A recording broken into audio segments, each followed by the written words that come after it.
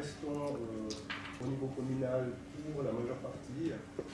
C'est une destination de cœur et pas obligatoire, puisque les collaborations ont commencé il y a plus d'une dizaine d'années. Et ça fonctionne très bien, mais il faut savoir qu'il y a aussi un lien historique entre la plaine et la montagne, puisque c'était une vallée de nomades auparavant, qui n'avait pas suffisamment de ressources en montagne pour vivre, donc ce lien avec la plaine est historique, ce qui fait que ça fonctionne bien. Et voilà le territoire dont je m'occupe, donc qui est la commune d'Aniviers, la 4e commune de Suisse en termes de superficie, pas en termes d'habitants, puisque nous avons que 2600 habitants à l'année, pour environ 25 000 lits touristiques. Ça résulte d'une fusion de 6 communes, une fusion de nouveau de cœur, pas une fusion de réseau, puisque les collaborations existaient déjà depuis les années 70 avec les écoliers qui allaient ensemble dans un centre regroupé à Lissois, le centre de la vallée. Je suis directeur de l'Office des Deux Alpes, qui est une intercommunalité, puisque les Deux Alpes, ce sont 2 communes. On va avoir, pour parler des regroupements de territoires et de la stratégie de territoire, un cas d'école, puisque les Deux Alpes avaient la communauté de communes de Loisan. Loisan regroupe l'Alpe d'Huez, les Deux Alpes, Vaujany, Villars-Recula, Oris-en-Loisan, Almont, donc c'est 22 communes. La communauté de communes de Loisan a été créée autour de la communauté de communes des Deux Alpes. Et la compétence tourisme que j'avais de mes 2 communes qui géraient les Deux Alpes est partie à la communauté de communes de Loisan. C'est-à-dire que ma compétence tourisme est donnée par une communauté de communes qui regroupe des stations comme l'Alpe d'Huez, Oris-en-Loisan, Villars-Recula, Vaujany.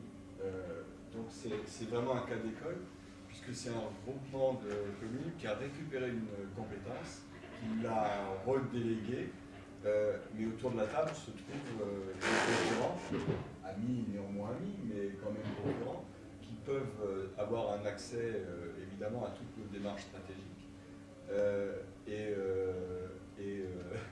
aussi à nos résultats. Donc voilà, je trouve que c'est un débat qui va mériter d'être parlé, enfin d'être discuté. Les Deux Alpes, sinon, c'est une station de l'Isère. On ne sait pas encore très bien qu'Isère est un département de ski, hein, on en est aux prémices, mais on se sert beaucoup de ce que Savoie-Mont-Blanc fait en communication pour lancer nos saisons. Et donc une station de 30 000 lits, 16 000 lits commerciaux, 14 000 lits dédiés plutôt dans le diffus, un domaine skiable de 400 hectares, on ne parle plus en kilomètres de piste depuis cette malheureuse affaire que les Allemands nous ont mis sur le dos. Voilà, en gros ça veut dire à peu près 1000 terrains de foot damés et préparés pour le ski. Particularité de la station à glacier, qui nous permet d'exploiter l'été et d'avoir une saison d'été qui représente 27% de notre activité, ce qui pour une station d'altitude est plutôt pas mal. Voilà, une présentation brève de la station. C'est situé dans les Aravis, donc en station Clusa, Grand-Bornand, Manigot sont les 3 stations de ski qui constituent le domaine skiable des Aravis. Mais une communauté de communes, je suis élu intercommunal sur une communauté de communes de 13 communes, avec un développement économique très très différent entre le haut de la vallée et le bas de la vallée, évidemment. Pour vous situer un peu, le chiffre d'affaires des remontées mécaniques est équivalent au chiffre d'affaires des producteurs de reblochons chez nous. Donc une activité agricole qui est aussi forte sur le plan économique que l'activité des 3 stations en termes de remontée mécanique simplement, pas en termes touristiques, mais aussi Bobalpa, qui a un chiffre d'affaires encore supérieur, donc une activité industrielle aussi qui est très importante, et puis une activité artisanale, commerciale, qui est à l'avènement un peu de ce développement. Donc ma préoccupation, moi en tant qu'élu, c'est l'équilibre entre ces différentes activités, avec une attention particulière au niveau du tourisme, parce que je suis président de la commission tourisme de la communauté de communes, mais avec une particularité forte, c'est que la communauté de communes n'a pas de compétence tourisme, avec ce qui peut en découler derrière. Je J'ai été président de l'Union départementale des offices du tourisme et de la Fédération régionale pendant une dizaine d'années. C'est quel produit dans chaque structure est différenciant ou est différent des autres? C'est-à-dire, est-ce que l'hébergement, on sait, joue une grosse part, mais aussi la fréquentation, le type de la cible de clientèle, autant en CSP, en âge qu'en provenance de pays. Donc je crois que le premier boulot, c'est de définir ça. Et le plus difficile, c'est de le faire admettre à nos patrons. Enfin, j'imagine, je poserai ça dans la première pierre de ce qu'il faut bâtir. Moi, ce que j'aurais envie de dire, c'est que, en tant qu'élu, je suis bien positionné en tant qu'élu, je ne suis absolument pas un technicien. Ce qu'on attend, nous, c'est un positionnement stratégique de l'office du tourisme avec lequel je travaille dans ma commune, des offices du tourisme, je crois, en général, et une aide forte de la part des offices du tourisme à la fonction d'élu que nous sommes. Je mesure bien, moi, l'incapacité des élus à appréhender cette activité économique, et nous avons besoin de l'office du tourisme, du professionnalisme de l'office du tourisme pour nous aider dans cette tâche et nous aider à prendre des décisions. Et donc, pour moi, l'office du tourisme, il a un rôle vraiment stratégique à ce niveau, mais ça veut dire qu'à son niveau lui-même, il me semble qu'il faut qu'il soit très clair sur la connaissance de sa cible ou de ses cibles. C'est à mon sens pas toujours si évident que ça, de façon à définir un positionnement qui soit en adéquation avec ses cibles et qu'il soit à partir de là force de proposition. Voilà, moi au niveau de la démarche stratégique, ce que j'attends un petit peu de l'office du tourisme.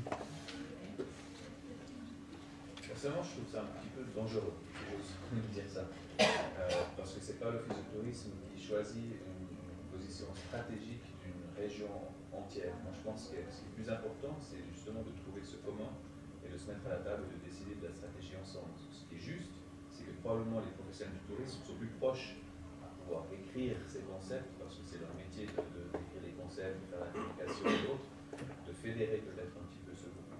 À Zermatt, on a rejoint tous les acteurs principaux qui sont, vous avez vu sur la présentation, le comité de direction, qui sont les 7 acteurs les plus importants, qui sont les directeurs opérationnels des compagnies, comme les remontées mécaniques, le Gornograd, la bourgeoisie, la commune, les hôteliers. Et en plus, on a élargi ce groupe pour créer la stratégie, on a élargi avec les présidents de ces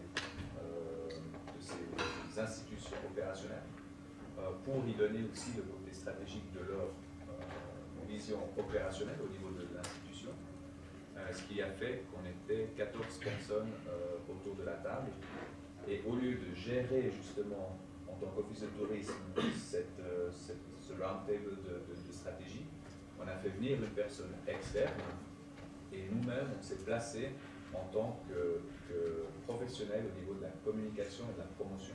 C'est-à-dire qu'on a pris un rôle tout à fait égal à chaque prestataire de la région et défini les tâches, quelles étaient les tâches à faire pour les années qui suivent et qui avait quel rôle. On a réparti en fait les rôles. La difficulté qu'il y a là, c'est que personne n'est vraiment le responsable. On est tous responsables. Alors c'est difficile d'avoir vraiment quelqu'un qui gère l'ensemble. Enfin après, sans avoir un consensus, il faut que tout le monde aille dans la même direction aussi. Je veux dire, vous parliez des remontées mécaniques, je ne sais pas, c'est 2 sociétés privées, j'ai cru comprendre là. On a, je veux dire, même les SEM ont souvent, enfin je dirais, pas toujours les mêmes objectifs que les offices de tourisme. Et la difficulté, elle est d'aller dans le même sens pour qu'on s'intéresse pas seulement aux fesses qui sont posées sur le télésiège, mais bien à ce qu'il y a autour et au type de clientèle qu'on met sur le siège. Et la complexité de notre office, justement, c'est de coordonner ça pour qu'il y ait le plus possible, hein, je dirais, une cible commune entre les remontées mécaniques, les hôteliers, les hébergeurs, etc. On a tous à peu près le même système. Là, c'est très exacerbé chez vous parce qu'on voit que l'hôtellerie prend une place énorme. Hein. En France, on s'est plutôt orienté vers les résidences de tourisme, en Suisse, en Autriche, plutôt vers l'hôtellerie. C'est quand même une grosse différence. Nous, les hôteliers, qui étaient des acteurs économiques très importants, perdent beaucoup de place par rapport à des stations comme les Deux Alpes. Peut-être que c'est pas tout à fait pareil, mais voilà. Donc l'idée, elle est quand même effectivement de rassembler tout le monde, mais on est, je pense, les responsables du choix final. La responsable. Je pense aussi une collaboration entre les autorités qui doivent quand même faire acte de leadership. C'est les seuls qui vont pouvoir réellement imposer des choses. À un moment, il faut prendre des décisions, mais en prenant des renseignements à la base. Personnellement, je vois vraiment ça comme une gestion entrepreneuriale finalement. On voit ça comme une entreprise qui doit avoir un business plan. C'est un des soucis qu'on a eu jusqu'à présent. On avait des business plans qui étaient uniquement théoriques. Voilà, il faudrait avoir ce type de positionnement, mais qui était complètement décollé de la base. Et c'est là où les offices du tourisme vont pouvoir apporter leur expérience et leurs compétences opérationnelles, de manière à avoir finalement une vision stratégique qui colle avec non seulement la réalité, mais l'applicabilité de ces stratégies.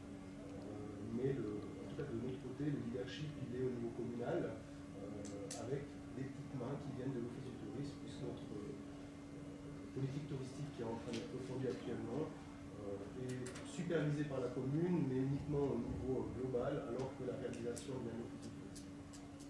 Sur le haut de la vallée, il y a des offices du tourisme qui sont importants, puissants, qui exercent une influence aussi importante en termes de leadership et en termes de stratégie auprès de leurs élus.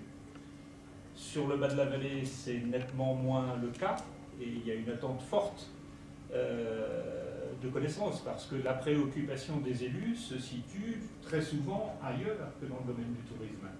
Et pourtant, il y a des décisions importantes qui sont à prendre. C'est le sens un petit peu de ma réflexion tout à l'heure. À l'échelle intercommunale, moi je me pose vraiment la question demain de l'intérêt, peut-être un peu plus souvent, de l'intercommunalité en termes de politique touristique à l'échelle de notre territoire, parce qu'on voit bien les limites que ça peut représenter. Aujourd'hui, on a 2 grosses stations qui sont Grand Bornand et Acusa, qui n'ont même pas réussi à relier leur domaine skiable, pour l'illustrer. Donc il reste énormément à faire. Donc quand on n'est pas arrivé sur le plan physique à faire ça, comment arriver demain sur le plan politique à arrêter une stratégie globale? C'est vraiment une interrogation forte. Après, il y a les intérêts économiques qui sont totalement différents, les intérêts de développement qui sont totalement différents aussi. Moi, si j'étais élu sur le haut de la vallée, j'aurais une vision, je l'ai bien entendu de la part de M. Boulogne ce matin, sans doute très clairement différente de celle que je peux avoir en étant un élu du bas de la vallée, qui a plus une préoccupation de développement global du territoire qu'une préoccupation de développement touristique à tout prix. Et ça nous pose plein de points d'interrogation. Mais cet aspect-là, il nous rappelle une loi qui avait été votée en Valais, qui a été refusée à près de 75%, qui voulait justement forcer une intercommunalité des destinations. Et je ne sais pas quelle est la perception au niveau de la population chez vous, où apparemment les gens ont beaucoup moins de choses à dire, ou en tout cas peuvent moins se faire entendre que chez nous, où on a la démocratie directe qui nous aide pas mal dans ce sens-là. Mais c'est vrai que ce qu'on a remarqué, c'est que pour avoir des projets territoriaux qui tiennent la route sur le long terme, il y a aussi nécessité d'avoir un lien avec la base, avec la population, et que les gens soient finalement intéressés, sinon en tout cas connaissent le plan général, mais il faut que la population soit d'accord avec ça, parce que sinon c'est quand même nécessaire d'avoir des éléments qui viennent du haut, où au final on n'a aucun lien avec la base et la population qui ne s'identifie pas du tout au plan. Volonté, on va dire, administrative, on va dire pour des raisons budgétaires. On va dire clairement aujourd'hui, c'est pour avoir des synergies. La problématique touristique, elle n'est pas du tout, on va dire, intégrée aujourd'hui dans les différentes réflexions. On en voit déjà les applications du territoire, on a du mal à s'entendre dire qu'on est proche et qu'on peut, intellectuellement peut-être s'entendre, sur les projets. Donc c'est extrêmement compliqué. On a peut-être pas du tout, on va dire, le même philosophie que vous chez vous. Mais en tout cas, c'est des problématiques de fond qu'il faut quand même soulever. C'est vrai qu'aujourd'hui, les territoires, on a changé d'air par rapport aux missions de l'Office du tourisme, parce qu'on parlait de stratégie tout à l'heure. Moi, la mission unique d'un Office du tourisme, c'est favoriser la fréquentation touristique. La stratégie, c'est le moyen pour arriver à cette finalité. Donc après, en fonction des spécificités du territoire, de l'histoire du territoire, on met en place la stratégie qui correspond aux attentes et aussi au retour de la clientèle. Moi, j'avais une question par rapport à Zermatt, par la gouvernance. Pour moi, c'est quelque chose qui est très important au niveau d'un territoire. Il y a un parc hôtelier qui est très important, il y avait trois représentants. Mais moi, ce qui me pose la question, c'est comment vous avez déterminé, le nombre de représentants. Qui a déterminé qu'il fallait 2, 3, 4, et quelle est la pertinence de tout ça, à part le point économique?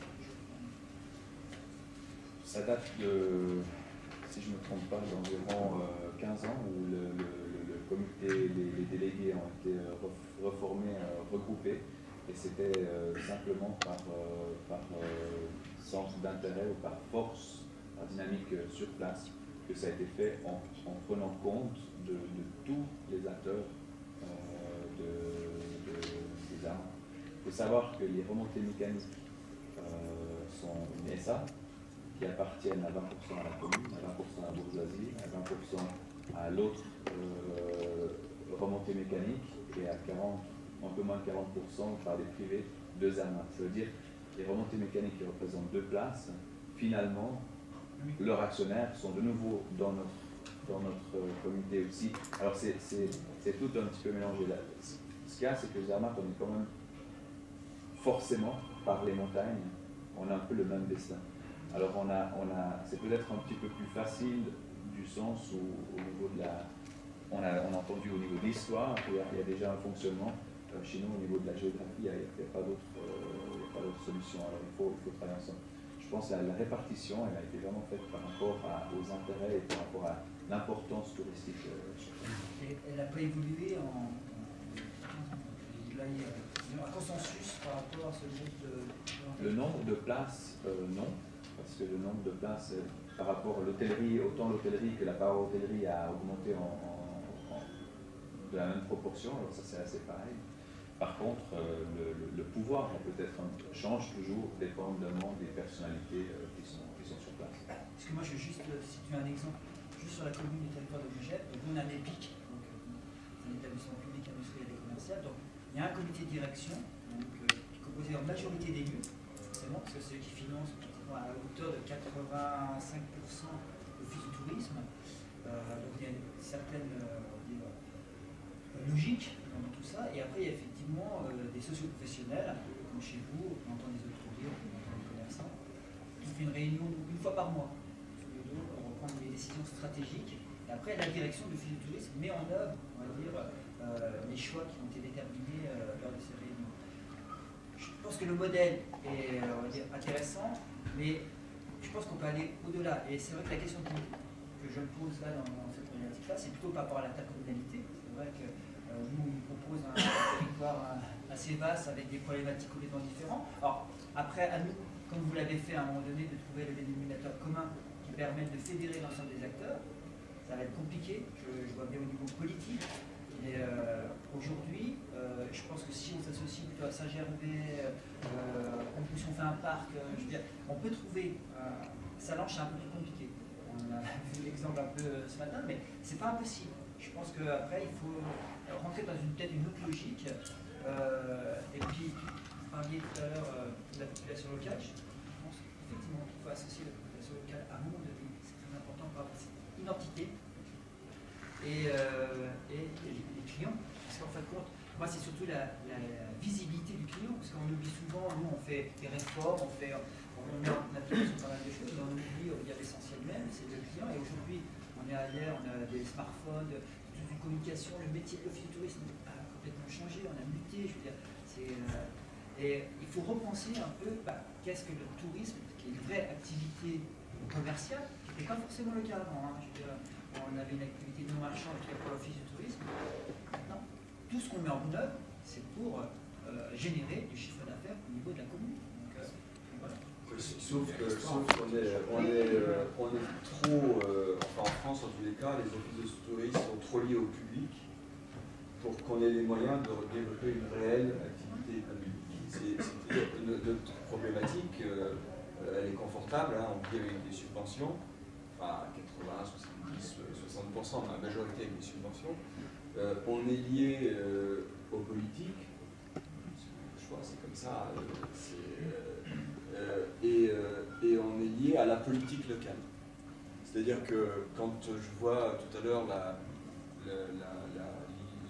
newsletter quotidienne qui est envoyée avec de la promotion de certains acteurs économiques, j'imagine chez nous ce que ça pourrait donner. C'est-à-dire que si, ce que je trouve très bien, on est dans notre rôle, nous on a mis, moi ça fait une petite trentaine d'années que je traîne là-dedans, on a mis 20 ans à faire admettre que quand on venait se renseigner à un personnel de l'office de tourisme pour avoir les restaurants, donner la liste, c'était plus la solution. Et on a mis longtemps. Maintenant, il y a un questionnement, c'est-à-dire quel type de restaurant, quel endroit, bon, ce qui semble logique, quoi. Mais dans les mœurs, ça ne marche pas. Là, je suis en train de développer une régie publicitaire, je suis en train de me faire dessouder. Ouais, dessouder. Comment? Oui, non mais complètement, mais c'est parce que c'est... Et alors du coup, quand on se retourne vers nos patrons qui sont les élus, c'est surtout en ce moment, là, les 5 mois qui arrivent, faut qu'on fasse attention. Parce que c'est les élections en France des maires au mois de... Et c'est une réelle problématique pour qu'on soit vraiment un acteur de développement économique. On peut faire de la promotion, à ça on peut dire, venez chez nous, on fera du ski et de la neige. Pardon, il y a de la neige, on fera du ski. Ça, on peut le dire, il n'y a pas de problème. Mais venez chez nous parce qu'il y a tel restaurant qui est comme ça, ou tel prestataire d'activité qui fait ça, et vraiment, eux, ils sont bien. Là, c'est pilote.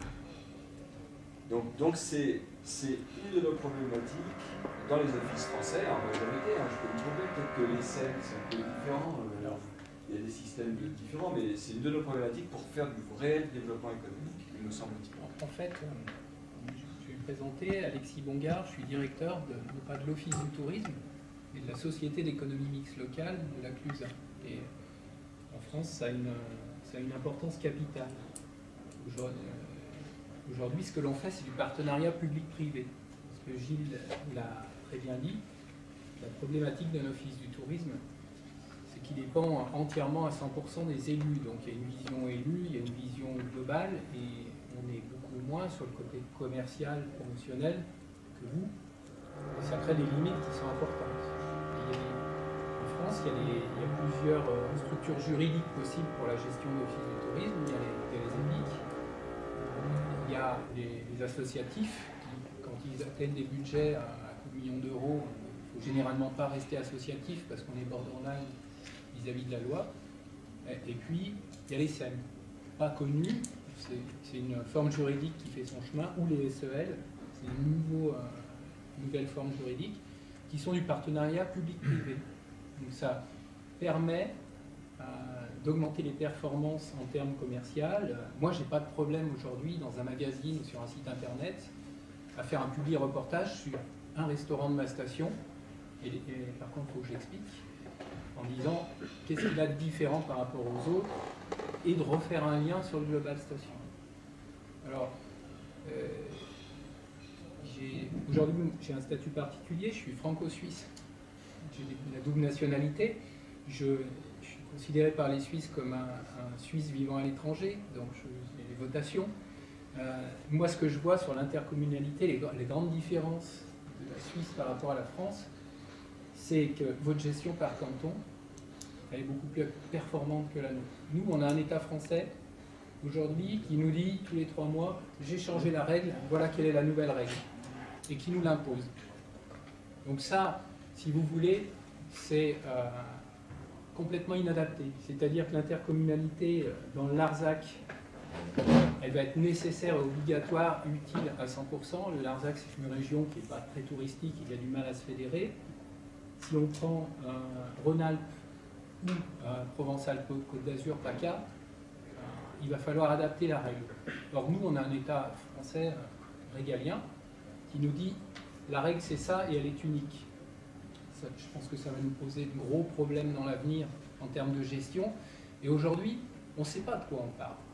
On est devant l'inconnu parce qu'on ne sait pas ce qui nous sera, entre guillemets, imposé dans l'avenir. Est-ce que ce sera bon? Est-ce que ce sera mauvais? La vraie question, c'est est-ce que ce sera adapté et applicable? Ça, c'est la vraie question. Et aujourd'hui, on ne sait pas. On ne sait pas. Et moi, j'ai bien peur, mais c'est un avis personnel, et je peux l'exprimer librement, j'ai bien peur qu'on a déjà beaucoup de couches en France. Nous, on a évoqué notre cas.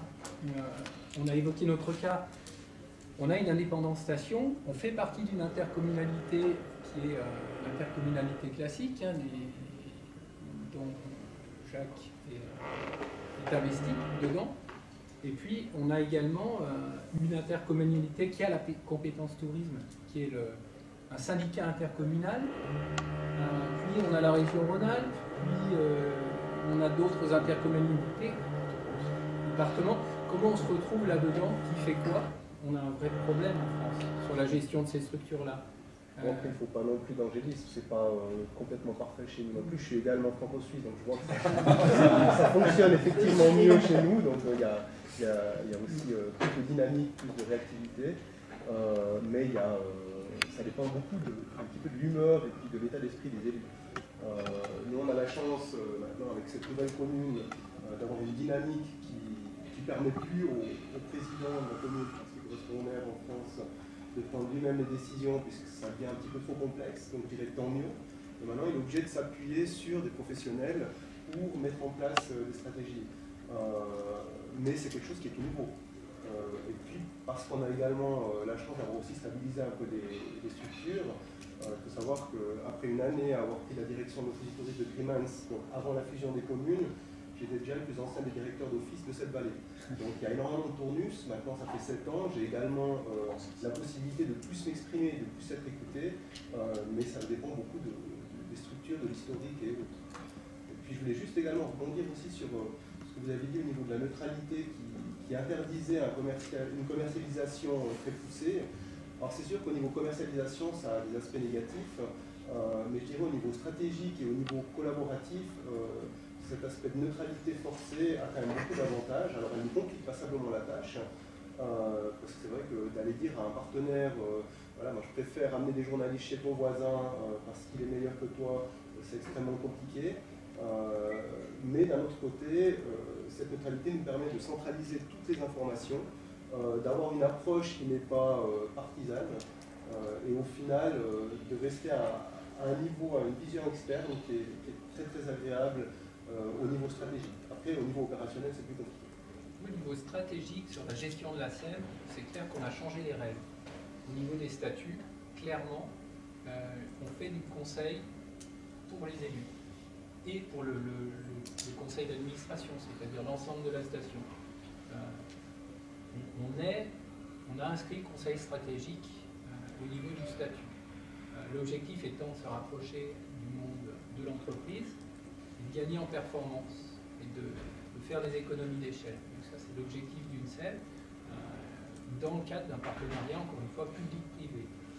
On a une mission de conseil. Juste, si tu peux nous dire la répartition dans le conseil d'administration, parce qu'au départ, la commune a combien de... La commune est forcément majoritaire, voilà. le président, directeur général et le maire. Forcément, c'est le schéma de base pour réussir une SEM. Et puis, toutes les entités touristiques importantes sont présentes dans le conseil d'administration. Et c'est quoi la différence entre toutes ces structures opérationnelles ou juridiques? C'est-à-dire que... Voilà, il y a l'association, ça, j'ai l'impression qu'il y a d'autres choses. Il y a SPL aussi. Il y a un EPIC, c'est vous avez une gestion directe par le percepteur. Moi, encore une fois, c'est des options. ça dépend quels sont les hommes qui gèrent, les hommes et les femmes qui gèrent à l'intérieur, mais c'est une gestion qui est lourde. Si le percepteur il vous dit non, vous n'avez pas forcément la possibilité de réagir. C'est le même financement qu'une collectivité locale. Oui, c'est comme une commune, Sachant s'il que y a le percepteur a une très souplesse part quand même. dans le circuit. Et une association, donc ça c'est le côté éthique qui est assez rigide, mais où les fonds financiers sont contrôlés. Ils sont À contrôlés, 100%. puis il y a une représentation logique aussi par rapport au territoire. Après, je veux dire, il y a ses bons côtés, ses mauvais côtés. Moi, je n'ai pas, on va dire, décrié le statut d'EPIC, parce que c'est vrai que ça demande un exercice habituel, mais néanmoins, ça n'a pas empêché le GER, en tout cas, de faire une stratégie et de développer, on va dire, son territoire au niveau touristique. Après, ça, pour moi, c'est que, je ne vais pas dire que c'est accessoire, pour moi, le plus important, c'est effectivement qui représente, qu'est-ce qu'on veut aujourd'hui sur le territoire et qui on rassemble autour de la table pour prendre des décisions qui correspondent à, je veux dire, à une vraie problématique de fond au niveau du tourisme. Donc après, on peut trouver des structures adaptées, je veux dire, ça c'est, pour moi c'est de l'administratif. Après, ça dépend beaucoup aussi des hommes aussi qui sont aussi là, les choix des personnes, la durée aussi, parce qu'on a parlé effectivement des mandats des maires, mais aussi on va dire, les directeurs, c'est aussi, je ne vais pas dire de plus en plus précaire, mais en tout cas, je veux dire, c'est pas forcément aussi on va dire, à long terme. Donc il y a tout ça, c'est des problématiques de fond. Mais encore une fois, je pense que on est on va dire, au moment de prendre les bonnes décisions. Et le seul souci, et ça c'est un problème qu'on soulève beaucoup au niveau départemental, au niveau du DOTSI, on n'a pas une très forte représentation au niveau national. Déjà, bon, on n'a pas un ministère digne de ce nom au niveau touristique. Donc après, tout découle, on va dire, un peu de tout ça. Donc voilà. Je n'ai pas la même vision. Hein. Sur le regroupement de territoire, enfin, je repasse au regroupement de territoire. Je trouve que plus on oblige les gens à se regrouper, plus on cherche le moyen de créer des choses à côté. C'est-à-dire qu'en fin de compte, plus on veut se regrouper en interco, contre tout craint, il y a des territoires peut-être qui sont logiques dans le regroupement. Hein. Je ne fais pas du cas par cas, je dis globalement. Plus on va créer des structures. Par exemple, s'il y a une interco de Loisan qui se regroupe et que les deux Alpes et la Beluez fassent partie de la même interco, on va voir apparaître des GIE d'hôteliers qui vont faire leur propre commercialisation. C'est une évidence. Parce que, donc on va recréer des couches, il y en a des tonnes. Hein, j'ai noté CRT, CDT, ADT, les intercos, les stations, etc. Alors, chacun veut son précaré, me semble-t-il. Il y a un peu de politique là-dedans, puis il y a un peu d'économie aussi. Chacun veut garder son précaré, mais quand on voit par exemple que Rhône-Alpes Tourisme abonde son site internet avec notre Citra, voilà. Nous, dans l'histoire, on perd complètement notre identité et le développement stratégique marketing qu'on a fait. Et plus les couches sont hautes au niveau du rassemblement, moins le produit à la fin est complètement disparu. Donc je pense que l'intercommunalité dans le Barzac, ouais, c'est sûr. Chez nous, ce sera plus compliqué. Et donc c'est également au niveau marketing que vous avez cette intercommunalité pensée? On est dans le chemin. On est dans Parce ce qu'au niveau chemin. opérationnel, c'est peut-être compréhensible au niveau marketing. On a l'exemple en Valais avec notamment Zermatt et Val-de-Rance qui sont plus connus que le Valais lui-même. Et nous, on a exactement la même problématique, mais nous, on n'a pas de cadre juridique. Aujourd'hui, la loi intercommunale, on ne la connaît pas. Elle est très mal définie, parce qu'elle est définie par un État, Paris, qui ne connaît pas nos problématiques. Donc on se demande si on a une vision optimiste, on va se dire ça va être bénéfique. Si on a une vision pessimiste, on se dit on va créer une super couche de fonctionnaires supplémentaires. Donc je crois plutôt à cette vision-là. Ça dépend le cadre de la loi. Et ce cadre de loi, s'il n'est pas adapté région par région ou département en fonction de la problématique qu'ont ces régions ou ces départements, on sait d'avance que ça ne fonctionnera pas.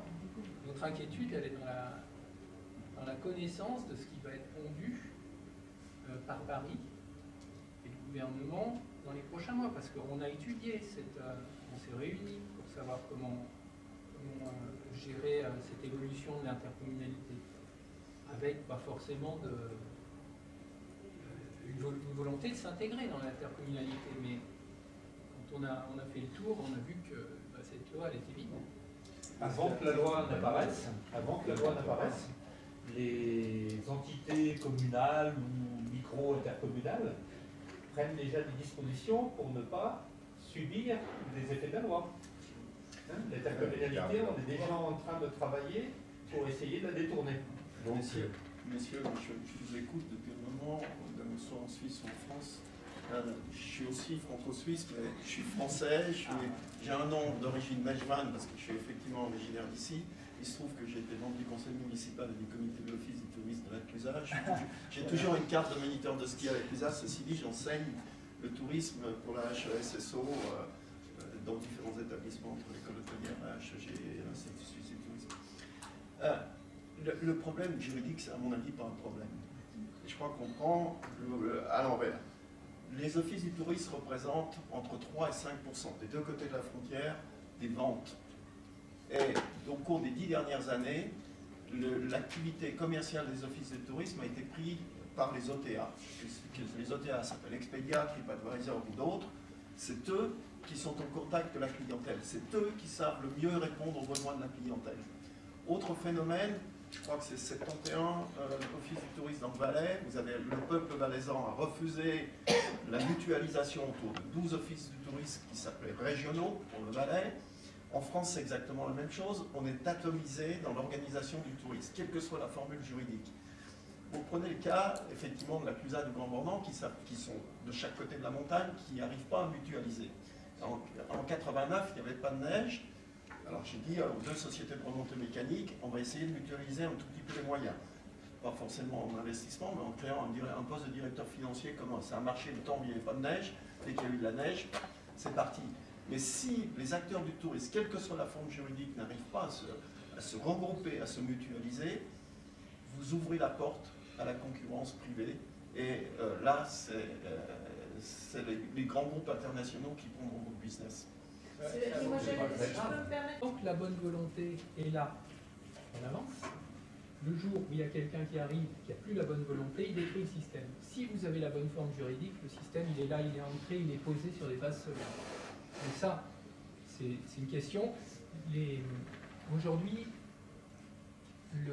c'est vrai que c'est un danger, les TripAdvisor, les bookings, le Bon Coin, c'est des moyens qu'on ne maîtrise pas. Alors, oui et non. Parce que aujourd'hui, si vous voulez, on a des arnaques pas possibles sur le Bon Coin, avec des gens qui nous appellent, j'ai versé des arts, voilà, il n'y a rien derrière, il y a des chalets qui sont loués 10 fois la semaine sur le Bon Coin, et il n'y a pas la maîtrise du produit. Donc on voit qu'il y a une dérive. Alors quand ça se passe bien, ça se passe bien, il y a une dérive. Nous, on est responsable de ce que l'on vend en tant qu'agence de voyage. Après, il y a une volonté de la base qui doit être présente aussi. Chez nous, on a justement ce que vous disiez tout à l'heure, la problématique d'avoir une disponibilité qui soit mise dans nos systèmes de réservation par les hôteliers, qui rechignent à nous payer 5% de commissionnement qui ne sert qu'à faire fonctionner le système de réservation, alors qu'ils donnent sans problème 15 à 20% en booking, finalement pour un résultat qui est exactement le même. Simplement, bah voilà, booking est beaucoup plus connu. Donc nous, on a pris le problème par la base, et on s'est dit, bon voilà, finalement on est au service de nos partenaires, on est au service de nos clients. Qu'est-ce que nos partenaires et nos clients recherchent? Nos clients qui viennent sur un site d'office du tourisme savent que de toute façon, on va vouloir leur montrer quelque chose qui n'est pas forcément objectif, on va leur donner leur vente du rêve, leur montrer ce qu'on a envie de leur montrer. Donc il y a une réticence à réserver par les sites d'office du tourisme également à cause de ça, alors que si on va sur un site commercial, les gens savent, voilà, c'est du commercial, donc c'est la loi du marché qui joue. Donc notre centrale de réservation, elle n'est pas axée commerciale, même si on fait des ventes, mais c'est finalement peu, on utilise ça comme un outil, comme un outil qui nous sert à faire des packages, donc, par rapport aux produits qu'on utilise, mais surtout un outil de valorisation de ce que nos partenaires peuvent offrir. Moi je pense que, après, booking, etc., c'est la vie, et il faut en tirer profit, sauf que derrière, il n'y a aucune maîtrise de l'offre. C'est-à-dire qu'ils peuvent réserver ce qu'ils veulent, des choses que nous on ne veut plus en centrale. Voilà. Donc moi, ce qu'on a voulu faire avec la centrale des Deux Alpes, pour faire un chiffre, on est à 2,2 millions de chiffre d'affaires. Ce qu'on propose, c'est une requalification de l'offre. C'est-à-dire qu'on a créé un label autour du label Clé Vacances un label qu'on a appelé le label Deux Alpes Qualité, qui est un label obligatoire avec une vérification chaque année. Donc on n'a que des produits labellisés en centrale de réservation et les normes hôtelières pour les hôtels.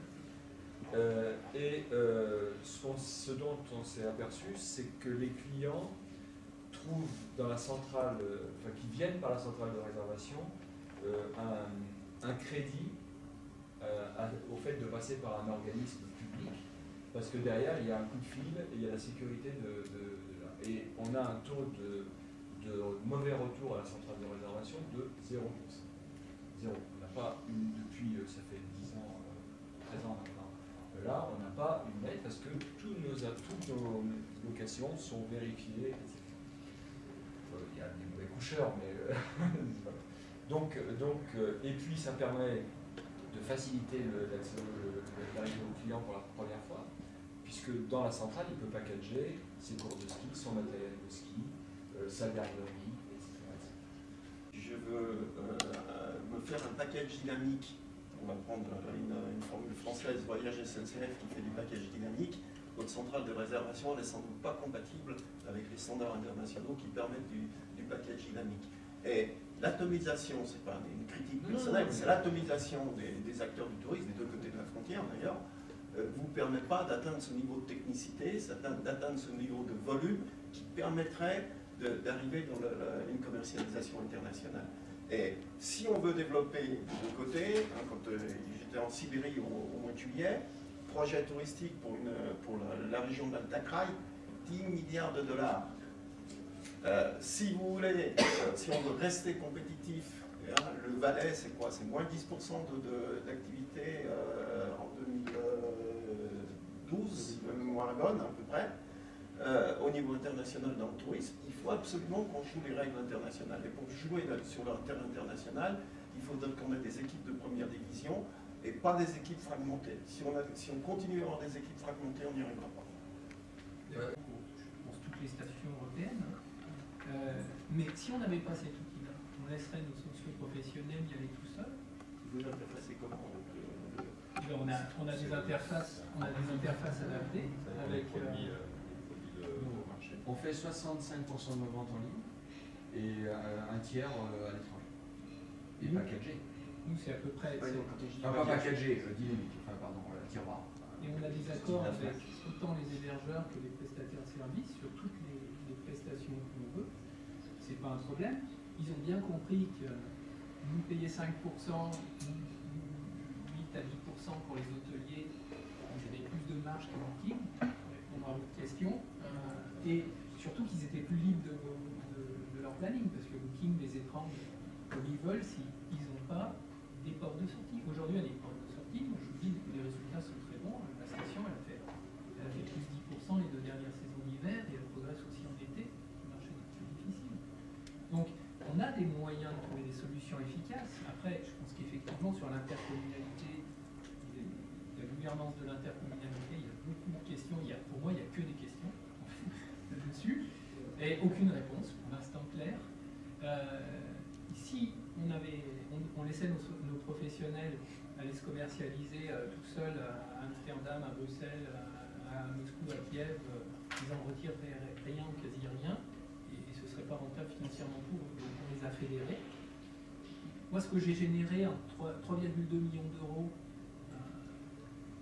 si je prends le panier moyen, j'ai généré 6 millions d'euros pour la station. Vous voyez, donc les résultats sont extrêmement bons. Et il fallait vraiment qu'on s'en occupe. Quel est le chiffre d'affaires que vous avez remonté? Et remonté, c'est 21 millions d'euros. Donc vous êtes, rien que pour le remonter, vous êtes en gros à 10% du chiffre remonté. Oui, mais si vous voulez, c'est quelque chose qui progresse. C'est-à-dire que c'est une création qui a 2 ans. En 2 ans, vous faites 1,2 million, 3,2 millions. Vous générez 2 millions d'euros et vous générez des coms. Et en plus, vous permettez aux professionnels de mieux gagner leur vie. Donc, après, il faudra maintenir, et c'est sûr qu'on ne va pas doubler tout ça.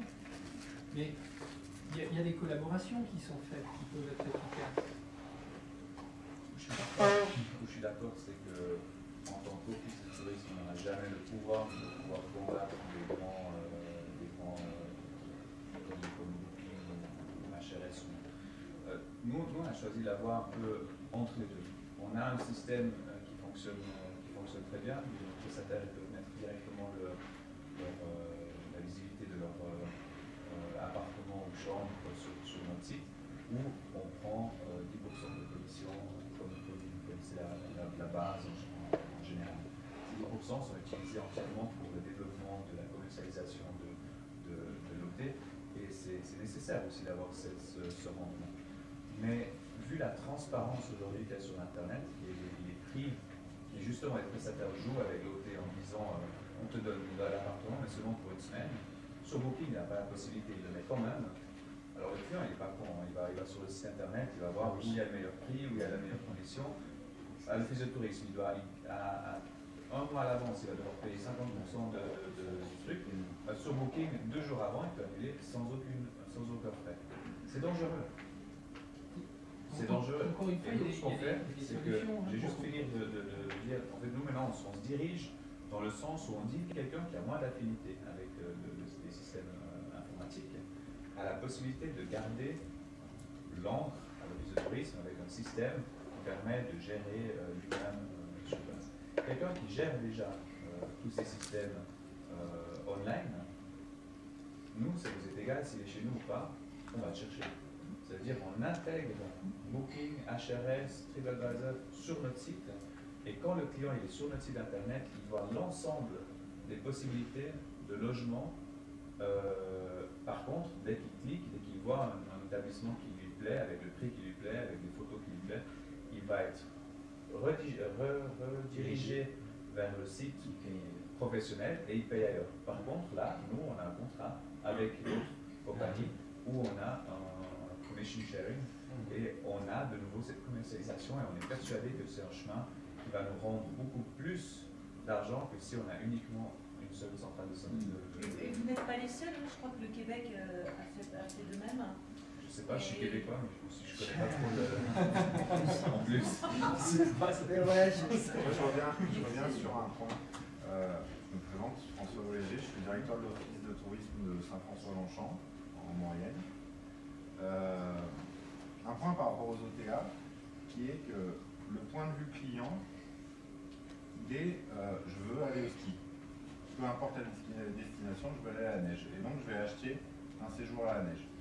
A contrario, le développement des centrales de réservation au sein des territoires, eux amènent vers une qualité de territoire et une identité.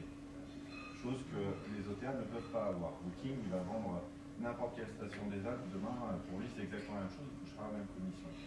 Et nous, notre travail au niveau des centrales de réservation qui se développent aujourd'hui, il est de deux manières. Il est d'augmenter cette identité de territoire. Il est de préserver aussi le nombre de lits chauds sur ces territoires. Nous, on a un gros souci qui apparaît depuis l'an 2000, c'est tout le phénomène de ZRR qui commence à reculer. Alors la ZRR, en fin de compte, c'était une aide de l'État, si je me souviens bien, au développement des zones rurales. Ça a duré une petite partie, des résidences hôtelières se sont montées, c'est pour ça qu'aujourd'hui en France on a un parc de résidences, c'est pas du tout résidence hôtelière, c'est des bêtises, de résidences touristiques, résidences de tourisme, pardon, où les grands groupes se retirent au fur et à mesure. Ils ont fini d'exploiter, les bâtiments ne correspondent plus aux standards actuels, donc eux ils lâchent. Et on a des propriétaires qui n'ont jamais vu leur appartement, qui les ont sur les bras et qui ont été à payer aussi des taxes supplémentaires. Les centrales de réservation, au niveau du territoire, elles ont ce rôle-là de pouvoir préserver ces lits. C'est-à-dire que la station, elle est capable de continuer à commercialiser ces appartements, quitte à les reclasser. Ce que j'ai raconté tout à l'heure, nous on a fait exactement la même chose sur un classement interne. ça permet d'avoir cette confiance dans le client. Et qu'aujourd'hui, pour ma part, le développement de 3,5%, ce que vous disiez, monsieur, sur le marché local, il peut aller qu'en progression. Aujourd'hui, on amène une qualité que les OTA ne pourront jamais avoir. Eux, ils ont du linéaire et ils peuvent vendre du studio à 5 personnes, ça ne les dérange pas. Sauf qu'il faudrait que les hébergeurs, aussi nos hébergeurs, puissent comprendre l'action qu'on veut faire pour qu'ils nous donnent les mêmes facilités qu'ils donnent à Booking ou compagnie. Bien sûr. Ça, c'est un vrai problème. Oui, mais le jour où nous, on leur permettra de gagner autant qu'avec Booking, enfin, moi, c'est exactement la remarque que vous avez faite, c'est dire on fait 3 millions, on fait 4 millions, on fait 5 millions, quand on ne ramène pas le chiffre d'affaires d'une destination, c'est parler de chiffres, mais sans vraiment les ramener. Je pense que la mission première d'un office de tourisme, qui soit une association, qui soit un EPIC ou autre, c'est la mission de service public. Donc, c'est de vendre la destination. Booking, aujourd'hui, vous pouvez y aller, vous pouvez réserver votre chambre, mais vous ne pourrez jamais tomber amoureux d'une destination via Booking. Aujourd'hui, Via Expedia, oui. Via Expedia peut-être, mais en tout cas, la séduction se fait beaucoup par les sites d'office de tourisme. La preuve, c'est l'augmentation du nombre de visiteurs sur les sites d'office de tourisme. Si on pense que notre mission principale demain, c'est de vendre, alors dans ce cas-là, il faut changer de métier assez rapidement. Enfin, moi, ça fait 30 ans, je vais peut-être pas changer tout de suite, j'ai bientôt la retraite. Non, moi, c'est simplement que je suis aussi animatrice numérique de territoire et on est beaucoup dans l'éducation de nos hôteliers qui pensent que les systèmes sont forcément contradictoires et pas complémentaires. Les systèmes, ils sont complémentaires. Je veux dire, aujourd'hui, nous, on ne peut pas permettre à un hôtelier de louer sa chambre à un russe. Par contre, on peut faciliter la location sur notre territoire, donc en France, voire en Suisse, via nos réseaux. Donc, je pense que si on arrive à expliquer à l'hôtelier qu'il y a plusieurs systèmes et qu'il ne faut pas qu'il s'étrangle avec Booking, mais qu'il garde quelques chambres chez Booking, qu'il en mette quelques-unes chez nous, et qui diversifie comme ça ses possibilités de location, on a tout gagné. Moi, je ne sais pas si notre mission, elle est pas de vendre, mais en tous les cas, elle est vous parliez d'éducation, elle est d'essayer de garder un produit qui tienne encore la route, ce qui est de moins en moins le cas en station. Je veux dire, on est en train, la fin des baux des résidences de touristes, c'est une réalité. C'est-à-dire que nous, on s'est retrouvés, on a perdu 350 lits qui sont tombés dans le diffus parce qu'il y a Odalis qui a fini d'exploiter. Et ces 350 lits, c'est quoi? C'est des 25 mètres carrés au nord. Je schématise, hein, bien entendu, on peut rien en faire. Et le propriétaire qui est à Brest dit, oui, mais j'ai ce truc-là, vous ne voulez pas me le prendre en centrale? Ah non, je ne veux pas vous le prendre en centrale. Ben, c'est pas grave, je vais le mettre sur Booking. Ou sur le bon coin. Ou sur le bon coin, ou sur les gens aujourd'hui sont pareils, je veux dire avec TripAdvisor, si je décide de mes vacances, je vais aller voir sur le site de l'office pour une vision globale, mais je vais aller voir sur TripAdvisor, je vais lire les recommandations. Je crois. Oui, c'est pour ça, je reviens à ce que vous disiez tout à l'heure, c'est que le métier d'office du tourisme, il a changé depuis 20 ans. Vous avez eu une phrase tout à l'heure qui était très intéressante, c'est que pour vous, vous avez une mission de promotion et de communication.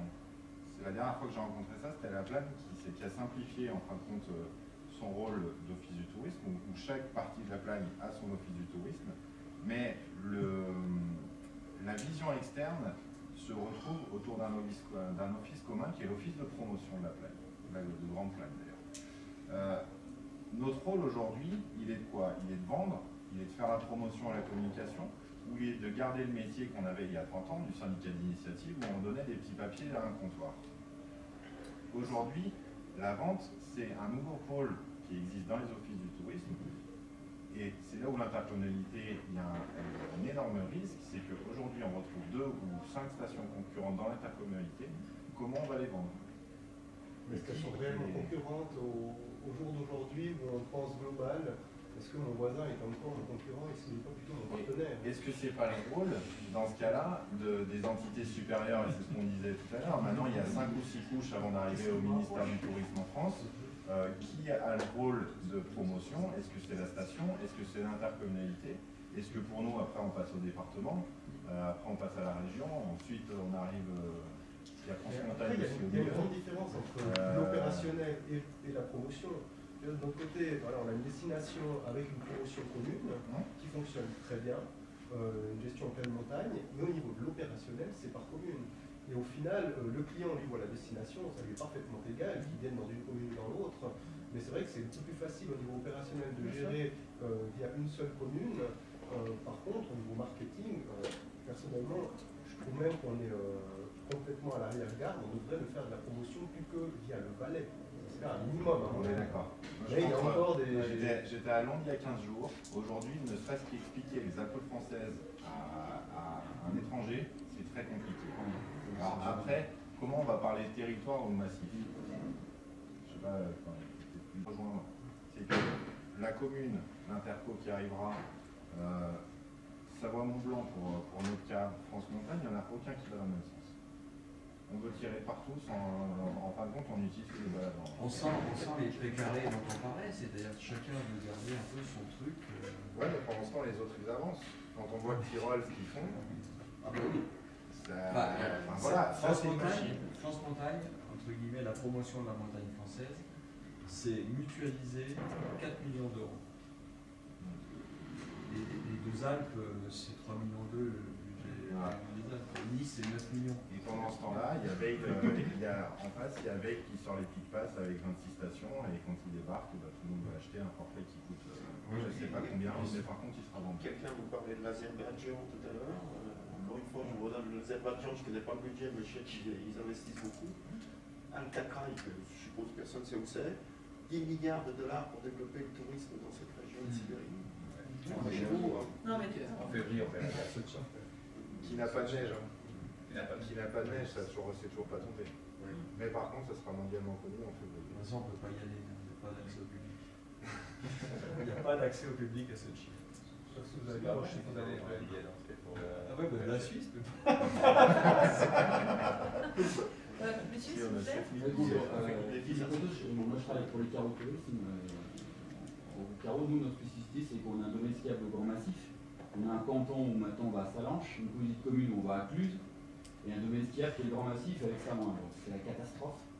Et l'État ne fait rien pour arranger, on va dire, nos visions au niveau touristique. Personne ne comprend plus rien. Moi, j'avais une question à nos amis suisses par rapport à la stratégie de marque, parce qu'il y a aussi le problème de marque, c'est-à-dire que nous, il y a plus Harvey Montagne, et nous, c'est les carreaux. Comment on va vendre demain plus Harvey Montagne, comment on va disparaître? Qu'est-ce qu'a dit Grimmen Cézinal quand vous annoncez les Val d'Anillier? Comment vous avez réussi à garder la marque Zermatt? Comment on va réussir à avoir une marque qui va quand même être pérenne et qui va être lisible par rapport aux touristes européens et pas disparaître avec nos élus et l'intercommunalité où ils vont se battre pour apparaître ou exister? Moi, je parle pour plus Harvey Montagne, c'est une catastrophe de s'appeler comme ça. J'imagine aussi pour vous, mais c'est vrai que je vois que vous avez réussi quand même à fédérer et à exister. Comment vous avez fait? Alors nous, on a fédéré au niveau justement opérationnel et marketing. Au niveau marketing, on a essayé pendant un certain temps de promouvoir la marque jusqu'à ce qu'on se rende compte qu'avec 800 000 francs de budget, on ne va pas loin là-dedans. Donc on a pris une option maintenant marketing produit, où on valorise nos produits, on n'essaie plus du tout de faire un marketing de marque, on ne vend pas notre marque, on considère que ce n'est pas une, et on s'appuie sur la marque Valais. Par contre, c'est vrai que pour Zermatt, c'est complètement différent. Chez nous, on a la chance, parce que là, vous voyez peut-être qu'on a le Cervin au fond, on a la chance de bénéficier de la proximité de Zermatt et Crans-Montana, qui sont des marques, elles, très fortes. On ne peut pas régater. Donc, on a décidé d'abandonner ce côté-là et puis de promouvoir notre produit final. D'accord.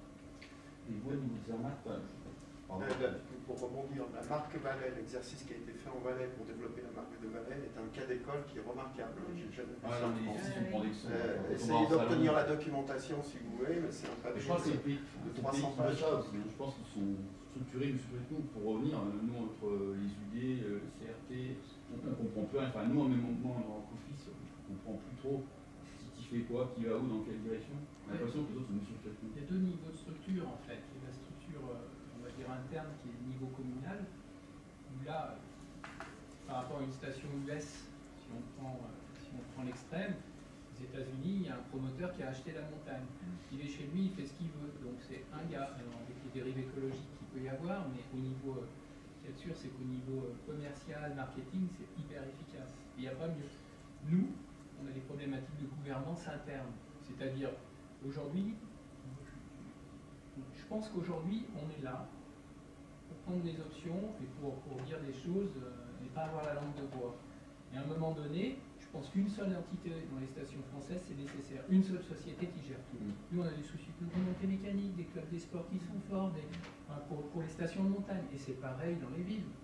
Donc à un moment donné, il faut savoir fédérer les budgets, pour aussi des économies d'échelle, autour d'une seule et même stratégie, et de la fixer, et de fixer des règles sur une société. Ce serait déjà un progrès. Et ça, c'est la vision à terme.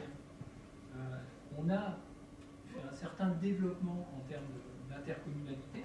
Comme nous, en France, on a des couches d'intercommunalité qui sont successives, où on ne comprend pas bien qui fait quoi, comment, avec quel budget. On a monté une marque qui est une marque commerciale. Parce que si on suit le projet, c'est comme si on suit le projet du gouvernement, on va s'appeler quoi? Communauté commune des vallées de Thône. Avec ça, nous aussi, on a un problème de marque. On n'est pas aussi connu que Zermatt, mais la CUSA, le Grand-Bornand, ça a des identités qui sont quand même fortes et on n'est pas prêt d'abandonner nos marques. Donc, comment on a fait? On a monté une marque commerciale qui s'appelle Lake Annecy Ski Resorts, qui avait comme vocation uniquement internationale, du fait du nom. Et quand on va sur l'Europe ou l'Europe éloignée, c'est notre territoire de production et de commercialisation, on y va avec cette marque. Et à l'intérieur, il y a la CUSA, le Grand-Bornand, Annecy. C'est la solution qu'on a trouvée. Cette marque, elle est à 4 saisons. Elle n'est pas uniquement sur l'hiver, elle est hiver-été, et surtout, elle est lac et montagne. On est en phase de monter une deuxième partie de cette marque qui va s'appeler justement Annecy, lac et montagne, pour la version française et faire comprendre. Parce qu'on a vu que si on continuait avec Aravis, en dehors de la région Rhône-Alpes, je ne suis pas sûr que personne ne connaît, et qu'il fallait soit avoir 4 millions d'euros pour promouvoir ce qu'on n'a pas, soit trouver une solution intelligente, plus commerciale. Et on a des bons retours quand on va en Scandinavie aussi, sur Lake Annecy Ski Resort ou sur Lac et Montagne. C'est une stratégie qu'on a copiée sur Lake Tahoe aux États-Unis, où ils ont cette problématique. Et c'est vrai que les Suisses, quand on voit Wengen, c'est à peu près notre territoire avec un lac, Interlaken. On regarde les distances, c'est 30 km, 35 km. On a cette même problématique que Wengen. Et ils ont réussi leur problématique de marque. Ils ont pris le territoire qui avait le plus de notoriété, ils l'ont appelé Wengen-Muren, ils l'ont appelé Wengen. Ils ont capitalisé autour de ça. Finalement, c'est l'orientation client. C'est souvent ce qui est essayé. C'est ce qu'on n'a pas dit depuis Donc, on a eu un exemple dans les Camps du Soleil, qui travaille à Champéry également, où des efforts énormes ont été faits pour promouvoir chaque tourisme qui finalement ne va rien dire. Parce que voilà, il y a une partie belge, une partie machin, une partie suisse, une partie française.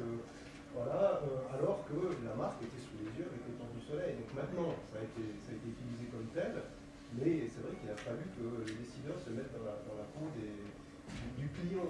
Et c'est au final, là, un des plus gros problèmes, et qu'on a aussi chez nous, donc on va encore se battre quotidiennement pour que les offices du tourisme soient écoutés, parce que voilà, les élus et les personnes les décideurs sont souvent trop décollés de la base, ne sont pas assez en contact avec la clientèle, et se font des idées assez simplistes du tourisme. Moi, de toute façon, je pars en vacances, j'organise des vacances, donc je sais ce qu'est le tourisme. Avec un médecin, on n'aura pas cette problématique-là. Voilà, mes deux parents sont médecins, je vois ça aussi. Voilà, leurs décisions ne sont jamais remises en cause. Par contre, les décisions sont quotidiennement remises en cause. Donc, c'est vrai que ça, c'est un aspect compliqué de cette vision simpliste du tourisme, où au final, c'est pas le client est le dernier qui est inclus dans les réflexions, parce qu'il y aura d'abord les aspects politiques, les aspects des intérêts des uns et des autres, et ainsi de suite. Mais ça, c'est un phénomène contre lequel on doit se battre au quotidien. Moi, je suis presque plus radical et je fais une généralité, donc évidemment, il y a des cas particuliers. Je pense que les décideurs qui sont nos élus sont débarrassés du tourisme. Et en nous faisant un chèque en disant en fin de compte, il y a des techniciens. Vous êtes un technicien, etc. Par contre, au niveau des campagnes, ça marche. Sauf que dans le sens inverse, il faut quand même leur rendre compte. Donc ça veut dire que d'un côté, enfin moi j'ai vu, j'ai fait l'exercice d'aller défendre ma convention d'objectif devant la conseil municipal. Je suis tombé du 15e étage. Ils y connaissent, ils ne savaient pas du tout ce qu'on faisait.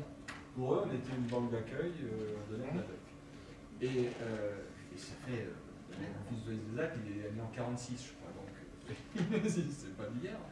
Et je me suis aperçu, moi j'ai un élu, premier adjoint, texto, qui m'a dit mais le tourisme, tu crois qu'on a le temps d'en parler en conseil municipal? Moi, j'ai une caricature, une exception. Oui, non, mais bien sûr. Dans le sens de l'accusat, je pense que général. l'enseignant de l'accusat aujourd'hui, comme dans le passé, il y a des gens qui connaissent le tourisme, qui sont, je considère comme des pros du tourisme. C'est ce que je dis, variable. c'est une généralité qui ne vaut que pour ce que je viens de dire. Mais quand même, à un moment donné, le fait de faire un chèque, de ne pas prendre la présidence des offices, pas par tous les maires, pas tout, c'est comme tout, c'est quand même le fait de se défausser. Et de nous remettre sur nos bureaux, enfin sur les bureaux des conseils d'administration, plus exactement. C'est une fabuleuse opportunité, ça veut dire que vous pouvez exercer un leadership fantastique pour influencer ce que vous pouvez faire. Saisissez cette opportunité. Ce que j'ai entendu aujourd'hui, vous avez mis des barrières pour réduire votre périmètre en disant il y a une juridiction qui est en train de changer tous les 3 mois, ce qu'on est en train de chercher, puis vous réduisez votre zone d'action. Au contraire, affranchissez tout ça et prenez le leadership pour dire voilà ma vision du tourisme sur le territoire, où effectivement vous recevez un chèque tous les mois pour faire ça, puis vous dites voilà, on y va. Et puis les problèmes juridiques, les problèmes financiers, vous arrivez à les résoudre. Je suis obligée de vous interrompre parce qu'on est appelé pour le repas de ceux qui mangent ici. Je vous remercie pour votre participation et à toutes les questions du public. Je pense qu'il y aura une petite restitution ce soir en fin de journée. Merci à tous.